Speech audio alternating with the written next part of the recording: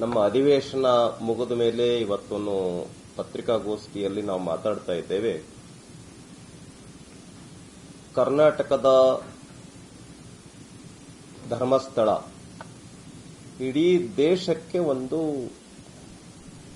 ಶ್ರದ್ಧೆಯ ಧಾರ್ಮಿಕ ಕೇಂದ್ರ ಮತ್ತು ಪ್ರಪಂಚಕ್ಕೇನೆ ಒಂದು ಮಾದರಿ ಶ್ರದ್ಧೆಯ, ಆಸ್ಥೆಯ, ಭಕ್ತಿಯ ಕೇಂದ್ರ. ಇದೇ ಸಂದರ್ಭದಲ್ಲಿ ನಮ್ಮ ಕರ್ನಾಟಕದ ಅಧಿವೇಶನ ನಡೀತಾ ಇದೆ. ನಿನ್ನೆ ಸಾಯಂಕಾಲಕ್ಕೆ ಮುಗಿದಿದೆ. ಒಟ್ಟು ಎಷ್ಟು ಗಂಟೆಗಳು ಅಂತ ಹೇಳಿದ್ರೆ 57 ಗಂಟೆ 35 ನಿಮಿಷ.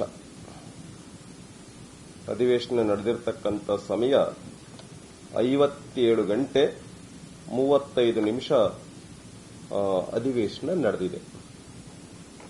ಇದರಲ್ಲಿ 37 ಬಿಲ್ಗಳು ಪಾಸ್ ಆಗಿದ್ದಾವೆ. 37 ಬಿಲ್ಸ್.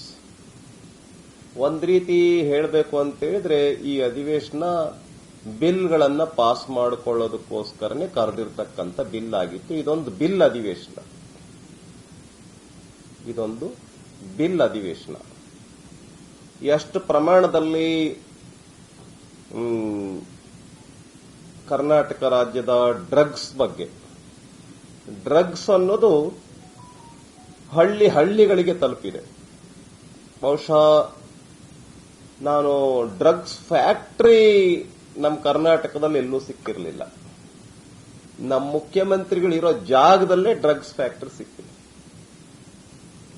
ಸುಮಾರು 381 ಕೋಟಿ ರೂಪಾಯಿ ಬೆಲೆ ಬಾಳತಕ್ಕಂಥ ಡ್ರಗ್ಸ್ ಆ ಫ್ಯಾಕ್ಟರಿಯಲ್ಲಿ ಸಿಕ್ಕಿದೆ.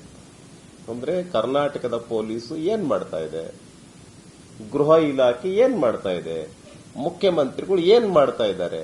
ನೀವಿರೋ ಜಾಗದಲ್ಲೇ ನಿಮ್ಮ ಬುಡದಲ್ಲಿನೇ ಡ್ರಗ್ಸ್ ಫ್ಯಾಕ್ಟರಿ ಸಿಕ್ಕಿದೆ. ನಿಮ್ಮ ಬುಡದಲ್ಲಿನೇ ಭೂ ವ್ಯಾಪಾರಿಗಳು ತಾಂಡವವಾಡ್ತಾ ಇದ್ದಾರೆ. ಭೂಮಿ ಹಗರಣ, ವಸತಿ ನಿರ್ಮಾಣ ಮಾಡತಕ್ಕಂಥ ವ್ಯಾಪಾರಿಗಳು ತಾಂಡವವಾಡ್ತಾ ಇದ್ದಾರೆ.